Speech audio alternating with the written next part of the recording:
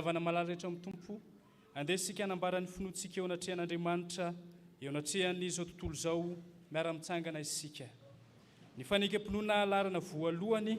na ny fanekam-pinoana apôstôlika no andeha iombonantsika manao hoe: mino an'Andriamanitra ray tsy tompo anao lanitra sy ny tany aho, ary mino an' Jesosy Kristy zanalahy tokana tompontsika, izay nitorotoronina tamin'ny fanahy masina, nateraky Maria Virjiny, nijaly raha napaka Pôntio Pilato,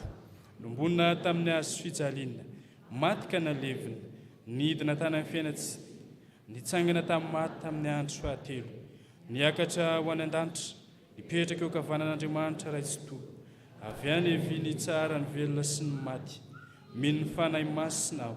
fiangonana masina manerana izao tontolo izao, fiombonan'ny olona masina, ny famelan-keloka, fitsanganany tena amin'ny maty,